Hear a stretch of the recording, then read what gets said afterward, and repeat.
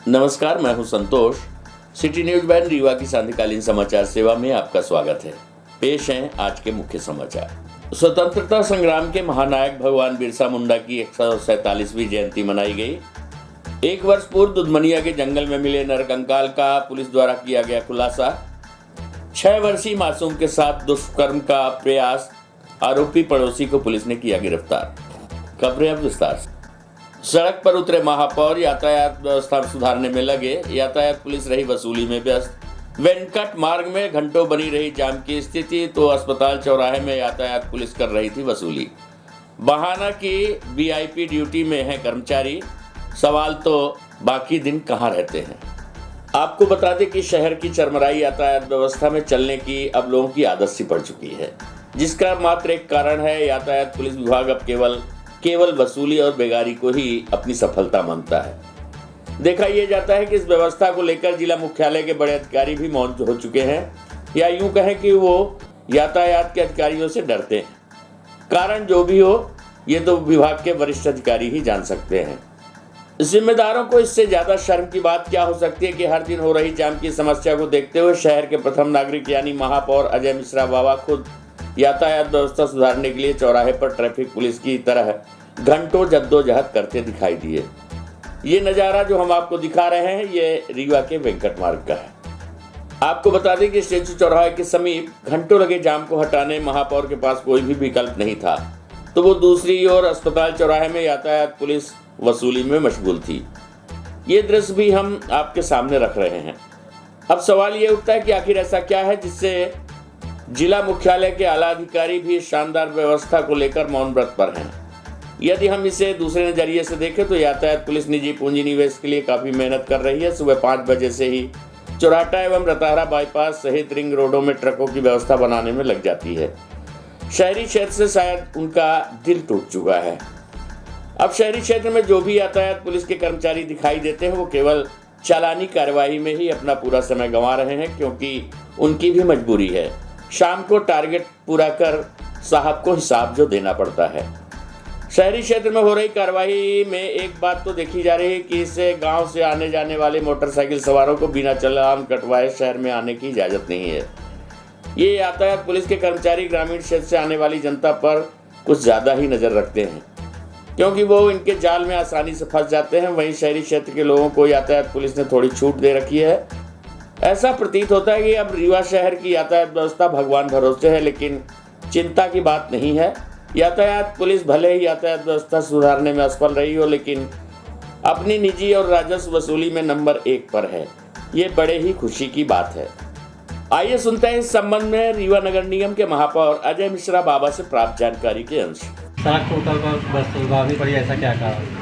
कल मूक बधिर विद्यालय में बाल दिवस का एक कार्यक्रम था 3:30 बजे। मैं 3:30 बजे वहाँ कार्यक्रम समाप्त करके लौटा। नगर निगम में एक आवश्यक बैठक थी।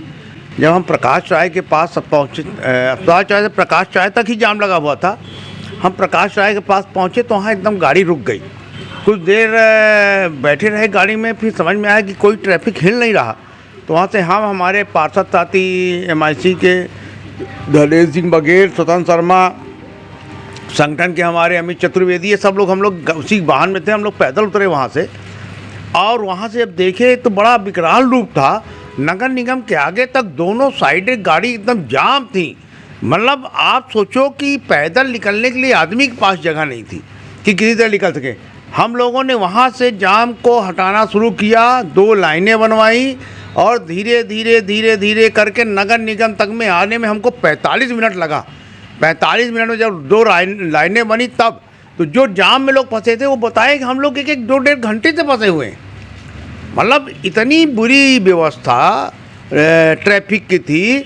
मैंने अपने जीवन में इस तरह का जाम कभी देखा ही नहीं। रीवा शहर में एक ट्रैफिक का आदमी किसी चौराहे में नज़र नहीं आता है, एक पुलिस का आदमी कहीं पर चौराहे में नज़र नहीं आता है। समझ में नहीं आ रहा है कि आखिर ये सारी व्यवस्था कहाँ चली गई, ऐसी क्यों स्थिति उत्पन्न हो रही है।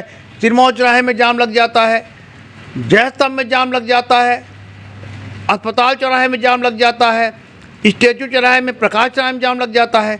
प्रकाश चौराहे में दोनों साइड ऑटो खड़े हो जाते हैं, स्टेचू चौराहे में ऑटो खड़े हो जाते हैं। ऐसी व्यवस्था तो पहले कभी नहीं थी। मतलब वर्तमान परिस्थितियां ऐसी आ रही हैं, ऐसा लग रहा है कि पुलिस के ऊपर, किसी का ट्रैफिक के ऊपर कोई कंट्रोल ही नहीं है।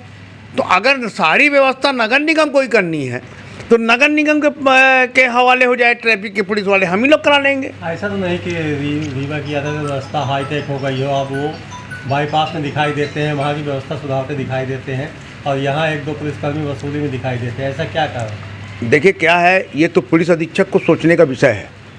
नगर पुलिस अधीक्षक हैं, उनको ये सोचना चाहिए कि अगर शहर है, शहर में आबादी है, भीड़ बढ़ेगी, सोमवार का दिन रहता है, ऑफिसेस खुलती हैं, मार्केट खुलते हैं, तो ये तो पुलिस की व्यवस्था है। इसमें तो मैं ये मानूंगा कि पुलिस की फेल्योर के कारण जाम लग रहा है। स्वतंत्रता संग्राम के महानायक तथा क्रांतिकारी वीर भगवान बिरसा मुंडा की जयंती आज यानी 15 नवंबर को रीवा के निपनिया में मनाई गई। इस दौरान आदिवासी और दलित समाज के लोग भारी संख्या में मौजूद रहे और भगवान बिरसा मुंडा के बलिदान को याद किया गया।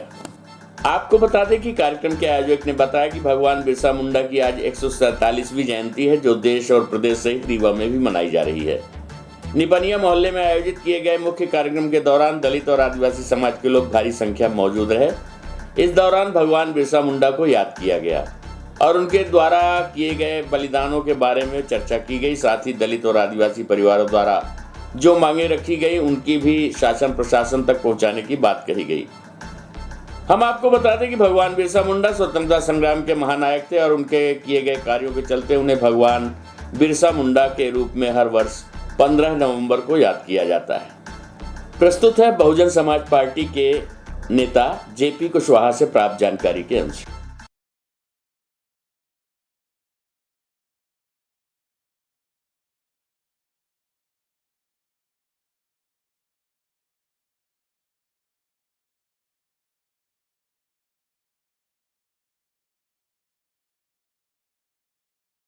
बनाई जा रही, क्या कहते हैं? आज भगवान बिरसा मुंडा की 147वीं जयंती मनाई जा रही है। तो आज यहाँ निपनिया वार्ड क्रमांक 1 में रविदास मंदिर इस प्रांगण में हम लोग ने, और यहाँ के आदिवासी और दलित समाज है वो सब यहाँ एकत्रित हुए हैं। और आज बिरसा मुंडा के बारे में हम लोग बताया जाता है कि भाई वो भगवान क्यों हैं और उन्होंने इस दलित और आदिवासी समाज के लिए जो लड़ाई लड़ी और अपने जीवन का त्याग किया। तो जन जागृति अभियान हम लोग शुरू किए हैं और पखवाड़ा जयंती हमारे हम लोग की चल रही है। ये 30 नवंबर क्या नाम है आपका? जेपी कुशवाहा।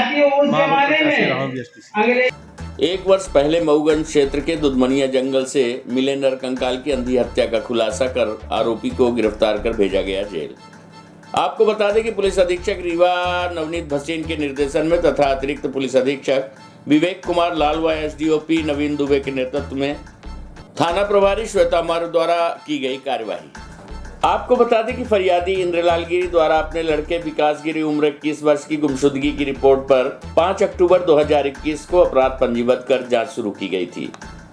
5 फरवरी 2022 को इंद्रलाल गिरी ने मऊगंज थाने को सूचना दी कि दुधमनिया के जंगल में एक मानव कंकाल पड़ा है, जिसके पैंट, पर्स, आधार कार्ड, अन्य कागजात पड़े हैं जो मेरे लड़के विकास गिरी के हैं। सूचना पर पुलिस द्वारा आगे की जांच शुरू की गई तथा मुखबिरों की सूचना के आधार पर पता चला कि यूनुस बख्श अंसारी पिता अब्दुल मजीद निवासी दुधमनिया एवं सरताज अंसारी निवासी सीतापुर ने विकास गिरी की हत्या कर शव को जंगल में फेंक दिया है।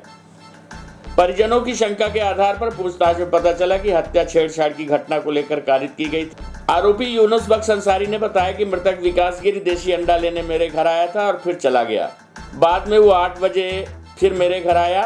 मैं और मेरे जीजा सिरताज घूमने चले गए। विकास गिरी फिर घर वापस आकर मेरी बड़ी बहन से छेड़छाड़ कर रहा था, जिसके विरोध स्वरूप आरोपी जीजा ने डंडे से विकास गिरी के साथ मारपीट की, जिससे उसकी मौत हो गई। तत्पश्चात हम दोनों ने हाथ पांव बांधकर उसे जंगल में फेंक दिया। घटना के दूसरे आरोपी सिरताज मोहम्मद निवासी सीतापुर की तलाश पुलिस सरगर्मी से कर रही है। प्रस्तुत है पुलिस अधीक्षक नवनीत भसीन से प्राप्त खुलासे के अंश। 5 अक्टूबर 2021 को एक गुम इंसान दर्ज किया गया था थाना मऊगंज में। विकास गिरी नामक युवक गुम इंसान उसका दर्ज किया गया। उसके परिजनों ने आके बताया कि ये 2 तारीख शाम से नहीं मिल रहा है और हमने अपने 2 दिन प्रयास करने के पश्चात आज थाने आए हैं। उसके पश्चात खोजबीन शुरू की गई, परंतु उसका कोई जानकारी नहीं मिली। फरवरी माह में हमको जंगल में कंकाल मिला, तो हमने उसके पश्चात उसका पूरा चेक कराया, तो वो विकासगिरी का बॉडी थी और उसमें फिर आगे बढ़ना हम लोग शुरू हुए। तो विभिन्न एंगल्स पर हम लोगों ने काम शुरू किया और हमने प्रयास किया कि कोई भी हमारा फैक्ट जो हम कलेक्ट कर रहे हैं इसके बाद किसी व्यक्ति तक हम पहुँचे तो डिस्टर्ब नहीं हो, इसलिए थोड़ा सा समय लगा, परंतु फाइनली हमारी टीम ने जो असली आरोपी है इसका यूनुस, उसको खोज निकाला और उसका एक साथी और है।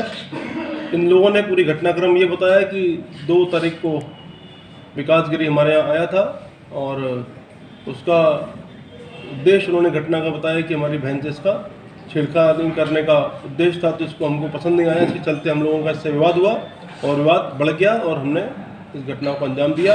क्योंकि विकासगिरी भी फॉरेस्ट के क्षेत्र में काम करता था और आरोपी यूनुस भी जंगल विभाग में विभिन्न प्रकार के काम करता है, तो वन क्षेत्र की जानकारी होने से उन्होंने काफ़ी दूर उसको जाके एक जगह छुपा दिया था, इसलिए समय भी लगा बॉडी को मिलने में, ढूंढने में। और फाइनली इस टीम ने पूरा होमवर्क करते हुए ये केस ट्रेस किया। उसका कारण उनकी द्वारा बताया गया, जो भी तक की पूछताछ में अपनी बहन से छेड़छाड़ करना बताया गया। और अभी एक आरोपी हमारी गिरफ्त में है, दूसरे आरोपी के लिए हमारी टीमें लगी हुई हैं, अतिशीघ्र हम उसको अरेस्ट कर लेंगे। पूरी टीम ने काफ़ी अच्छा प्रयास किया है एसडीपी मऊगंज नवीन दुबे के नेतृत्व में, और इसलिए हम नवीन दुबे के लिए रिकमेंड करेंगे एडी साहब से रिकमेंडेशन लेटर के लिए, और इस टीम को हम लोग कैश रिवार्ड भी देने का घोषणा कर रहे हैं। 6 वर्षीय मासूम के साथ दुष्कर्म का प्रयास करने वाला आरोपी गिरफ्तार, भेजा गया जेल। घर से खेत ले जाकर किया था दुष्कर्म का प्रयास, भाई बहन ने पहुंचकर बचाई लाश। आपको बता दें कि शहर के चुरहटा थाना क्षेत्र अंतर्गत एक गांव में 6 वर्ष की मासूम बच्ची के साथ पड़ोसी युवक द्वारा दुष्कर्म के प्रयास का मामला प्रकाश में आया है। पीड़ित की शिकायत पर पुलिस द्वारा आरोपी को गिरफ्तार कर लिया गया है और मासूम के बयान परिजनों सहित दर्ज किए गए हैं। घटना के संबंध में मिली जानकारी के मुताबिक चुरहटा थाना क्षेत्र के एक गांव में बीते 13 नवंबर को जब माता पिता मजदूरी करने चले गए, उस दौरान मासूम बच्ची अपने भाई बहन के साथ घर में थी। इस दौरान उसके भाई बहन किराने की दुकान में बिस्किट खरीदने चले गए। तभी पड़ोस में रहने वाले युवक सतीश साकेत घर के अंदर आया और मासूम बच्ची को बहला फुसला कर अपने साथ खेत की ओर ले गया, जहां उसके साथ उसने दुष्कर्म करने का प्रयास किया। तभी उसके भाई बहन वापस आ गए, जिसके बाद आरोपी मौके से फरार हो गया। बताया गया है कि देर शाम जब बच्ची के माता पिता मजदूरी कर घर वापस लौटे तो बच्चों ने पड़ोसी युवक द्वारा की गई हरकत की जानकारी दी, जिसके बाद परिजन बच्ची को लेकर चुरहटा थाना पहुंचे, जहां युवक के खिलाफ शिकायत दर्ज कराई गई है। पुलिस ने आरोपी को गिरफ्तार कर लिया। आइए सुनते हैं पीड़िता के परिजन से प्राप्त जानकारी के अंश। घटना हुई है, कितने साल की बच्ची थी और कब? मेरी बच्ची 6 साल की है।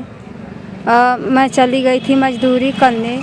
मेरे बाबा ने दुकान भेजें कि बिस्कुट नमकीन ले आओ, तो मेरे बच्चे लड़की लड़का मेरे दोनों गए दुकान, तो ये पाछा कर लिया मेरे लड़की की। कौन पीछा किया था? सतीश ने पाछा किया। फिर मेरे लड़का से बोला कि लाला अपने बहन को छोड़ दो, तो मेरे बच्चा ने किया कि मैं कहे अपना बहन छोड़े, हम अपने बहन को नहीं छोड़ेगी। फिर तभी हाथ पकड़ लिया मेरे बच्ची की, फिर हाथ पकड़ के मेरे बच्ची की बैठा लिया। फिर मेरा बच्चा चला गया दुकान। फिर जब बच्चा मेरा बीचे गया, एक कुलिया पड़ती थी, तो उनके रो सुन लिया मेरी बच्ची की। फिर मेरा बच्चा हरबी दुकान गया, हरबी दुकान लेकर के आया तो उसको पा गया, तो मेरी लड़की को चड्डी उतारा और अपना भी पैंट उतारे रहा था। फिर मेरा लड़का बोला कि न रे, इसीलिए मेरे बहन को बुलाए हो। तो फिर मेरे लड़का को ढोंस दिया। फिर मेरी लड़की हरबी कपड़ा पहनकर भागी घर के लिए। अच्छा, तो ये आरोपी पकड़ा गया है? हाँ।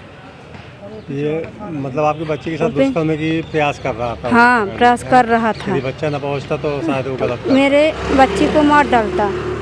अब बोल रहा था बच्ची को कि बताओगी तो हम मार डालेगी ये तुमको। कब घटना हुई है? ये 13 तारीख को 2 बजे हम मजदूरी करने गए थे। आप उसके बच्चे के पिता क्या करते हैं? बच्चे के पिता मजदूरी करते हैं, चले गए थे जीगना पहाड़ में काम लगा था तो वहीं चले गए थे। फिर थाना कौन सा लगता है? थाना जोराहटा। हत्यारे के घर चला मामा का बुलडोजर, तब आई अकल ठिकाने। 14 दिन बाद थाने पहुंचकर किया सरेंडर। जिले के मऊगंज थाने में आज 14 दिनों से फरार आरोपी ने खुद को सरेंडर किया है। आपको बता दें कि जिले के मऊगंज थाने में आज 14 दिनों से फरार हत्या किया एक आरोपी ने खुद को सरेंडर कर दिया। बीते दिनों आरोपी के घर पर जिला प्रशासन शिवराज मामा का बुलडोजर लेकर पहुंचा और आरोपी के घर को जमींदोज कर दिया। कार्यवाही से डरकर आरोपी की अकल ठिकाने आ गई। उसने थाने पहुंचकर खुद को पुलिस के हवाले किया। दरअसल पुरानी रंजिश के चलते आरोपी ने अपने 4 अन्य साथियों के साथ मिलकर बीच बाजार में लाठियों से पीट कर एक युवक की बेरहमी से हत्या कर दी थी और फरार हो गया था। आपको बता दें कि 1 नवंबर को जिले में मऊगंज स्थित बस स्टैंड में अपने 4 अन्य साथियों के साथ मिलकर मऊगंज निवासी प्रिंस गुप्ता ने छोटेलाल गुप्ता की बीच बाजार में लाठियों से बेदम पिटाई की, जिसके बाद वो गंभीर रूप से घायल हो गया। छोटेलाल गुप्ता को घायल अवस्था में इलाज के लिए मऊगंज अस्पताल ले जाया गया था, लेकिन उपचार के दौरान उसकी मृत्यु हो गई। वहीं हत्या के बाद सभी 5 आरोपी फरार हो गए थे। पुलिस ने हत्या का प्रकरण दर्ज कर कार्यवाही मामले में जुट गई।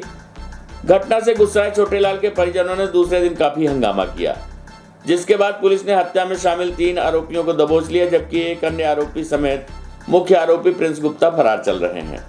छोटेलाल गुप्ता की हत्या में शामिल मुख्य आरोपी प्रिंस गुप्ता वारदात के बाद से ही फरार है। पुलिस की टीम ने उसके घर पर आग्रह किया था कि वह जल्द ही खुद को पुलिस के हवाले नहीं करता तो उसके घर पर प्रशासन की ओर से बुलडोजर चलाने की कार्यवाही की जाएगी। कई दिन बीत जाने के बाद भी जब आरोपी प्रिंस गुप्ता ने खुद को पुलिस के हवाले नहीं किया तो शनिवार को अल्टीमेटम खत्म होने के बाद पुलिस और प्रशासनिक टीम ने आरोपी के घर पहुंचकर उसके घर पर बुलडोजर चलाने की कार्यवाही कर दी और अन्य अवैध संपत्ति की जानकारी जुटाई गई। आपको बता दें कि पुलिस और प्रशासन की बुलडोजर वाली कार्रवाई से खौफ खाकर हत्या का मुख्य आरोपी प्रिंस गुप्ता ने आज थाने पहुंचकर खुद को पुलिस के हवाले कर दिया, जिसके बाद पुलिस की टीम ने उसे अपनी कस्टडी में ले लिया, जिससे आगे की पूछताछ कर उसे न्यायालय में पेश करते हुए जेल भेज दिया गया। वहीं छोटेलाल गुप्ता की हत्या में शामिल 3 अन्य आरोपियों को पुलिस ने पहले ही गिरफ्तार कर लिया था। एक आरोपी अब भी फरार है, जिसकी तलाश में पुलिस की टीम जगह जगह दबिश दे रही है। मामले पर पुलिस अधीक्षक नवनीत भसीन ने बताया कि मऊगंज में हुई हत्या की घटना में फरार आरोपी प्रिंस गुप्ता घर पर शनिवार को जिला प्रशासन ने टीम बुलडोजर चलाने की कार्रवाई की थी। इसके अलावा उसके अवैध निर्माण और अतिक्रमण पर जिला प्रशासन ने पुलिस के सहयोग से कार्रवाई की। इसका परिणाम ये निकला कि आरोपी प्रिंस गुप्ता 24 घंटे के भीतर ही पुलिस की गिरफ्त में आ गया। आइए सुनते हैं घटना के संबंध में पुलिस अधीक्षक नवनीत भसीन से प्राप्त जानकारी के अंश।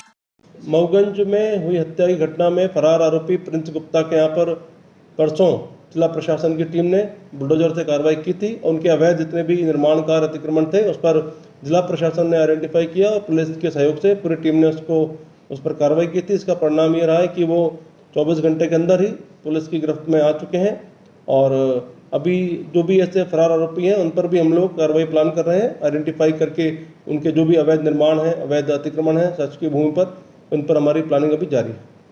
नकाबपोश बदमाशों ने स्टेट बैंक को बनाया अपना शिकार। नकदी नहीं मिली तो कंप्यूटर ले उड़े चोर। सीसीटीवी कैमरे में कैद हुई वारदात।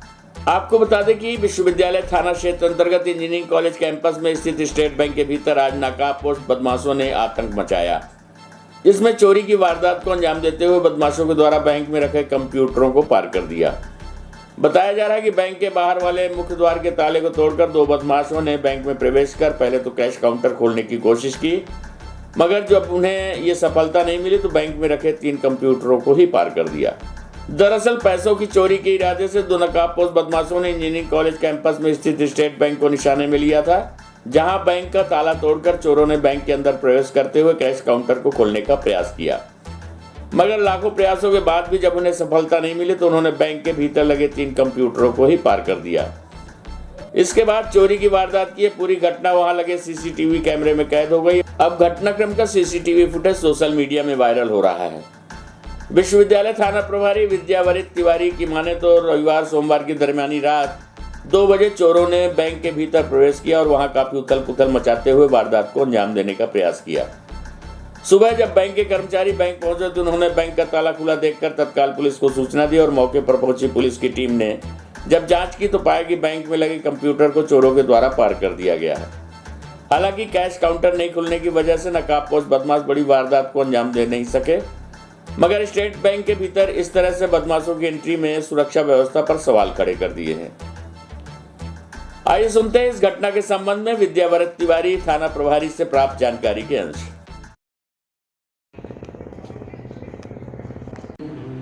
हाँ, 13 नवंबर 2022 एवं 14 नवंबर 2022 की दरमियानी रात में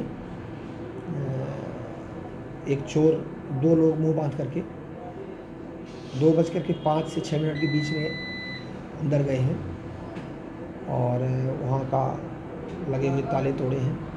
उसमें 3 कंप्यूटर सेट चोरों ने कर दिया है और सुबह जैसे ही सूचना मिली तो वहाँ पर तत्काल फिंगरप्रिंट की टीम, डॉग स्क्वाड, फोटोग्राफी का साइबर सेल में जाकर वहाँ जांच की, FIR कायम कर ली गई है एवं विवेचना के सारे पहलुओं पर काम किया जा रहा है। इसमें कुछ कैश भी गया?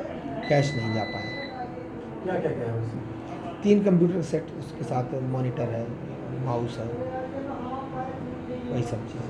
घटना CCTV फुटेज में कैद भी हुई है? हाँ, CCTV फुटेज में है, लेकिन वो चूँकि मुँह बांध के रखा उन्होंने, इसलिए उनकी आइडेंटिफिकेशन नहीं हो पाई है और वहाँ जो भी साइंटिफिक टूल्स हैं इन्वेस्टिगेशन के, उसका इस्तेमाल करके शीघ्रतापूर्वक उसका खुलासा किया जाएगा। आज की खबरों में बस इतना ही। कल हम फिर हाजिर होंगे कुछ नई खबरों के साथ। तब तक के लिए हमें इजाजत दीजिए। नमस्कार।